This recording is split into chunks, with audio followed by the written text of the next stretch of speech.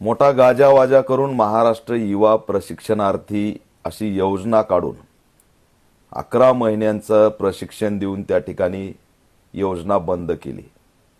हे प्रशिक्षण दिल्यानंतर पुढे काय, तर याचं उत्तर सरकार देत नाही।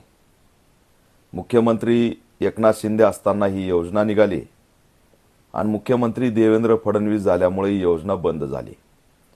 पहिल्या मुख्यमंत्र्यांनी ज्या ज्या योजना काढल्या त्या कशा बंद करता येतील ह्या दुसरा मुख्यमंत्री त्या ठिकाणी प्रयत्न करत असतात। आणि त्यातून या विद्यार्थ्यांनी नाशिकला आंदोलन केलं, याच्या आधी आझाद मैदानला आंदोलन केलं, सारखं आंदोलन करतायत। अनेक जण याच्यामधले लढता लढता शहीद सुद्धा झालेत, अनेकांचे कुटुंब उद्ध्वस्त झालेत, अनेकांनी 40,000 50,000च्या नोकऱ्या सोडून आपल्याला शासकीय नोकरी लागेल या हिशोबाने प्रशिक्षण घेतलं। आणि आता शेवटी अंतिम टप्प्यामध्ये त्यांचं आंदोलन नागपूरच्या अधिवेशनात आपल्याला न्याय मिळेल म्हणून गेल्या 8 दिवसापासून त्या ठिकाणी लढत होते। आणि आज धक्कादायक आमच्याकडे कुणी लक्ष देत नाही म्हणून त्यांनी लोटांगण आंदोलन सुरू केलं।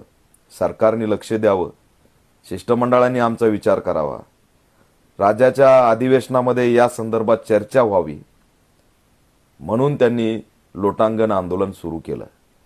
परंतु पोलिसांनी अतिशय भयंकर अशी दडपशाही केली। तरुणांना, मुलींना, महिलांना अक्षरशः मारहाण करत त्यांचं आंदोलन मोडीत काढण्याचं काम केलं। या कारवाईचा, या दडपशाहीचा, हुकुमशाहीचा ऑल इंडिया पॅंथर सेना निषेध करत आहे। हे गंभीर आहे।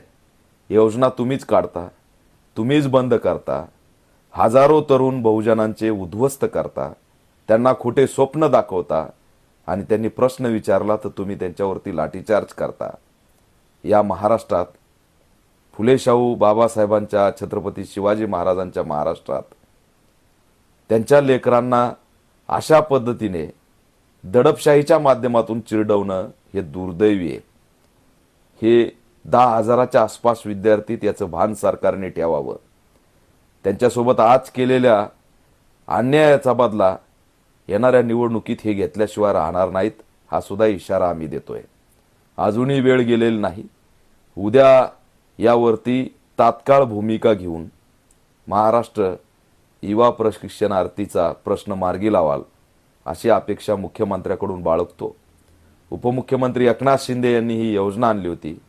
आपलं ट्रिपल इंजिनचं सरकार म्हणून आपण बघता, परंतु ट्रिपल इंजिनमध्ये एकामेकांचं इंजिन कसं फोडता येईल असंच असणारं एकंदरीत चित्र दिसतंय। तुम्ही खुशाल तिघांच्या इंजिनामध्ये काय काढा करायच्या ते करा, पण आमच्या योजना बंद करून आमच्या तरुणांना देशोधडीला पाठवू नका। आज या लोकांनी जगायचं कसं हा प्रश्न आम्ही विचारतोय। आत्महत्याच्या उंबरट्यावरती आहेत आणि सरकार मायबाप म्हणून जर लोटांगण घेत असतील तर तुम्ही पोलिसी खाक्या दाखवून त्यांना असणारं दडपशाहीच्या माध्यमातून भयभीत करत असाल तर हे होणार नाही, एवढं लक्षात ठेवा। डॉक्टर बाबासाहेब आंबेडकरांचा आंदोलनाचा अधिकार तुम्ही हिसकावून घेताय आणि त्याचा आम्ही निषेध करतोय।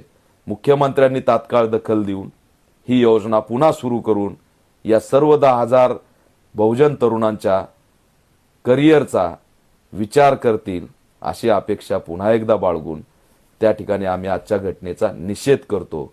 गेंड्याच्या कातडीची ही व्यवस्था जागी होत नाही, ही महाराष्ट्राचं दुर्दैव आहे।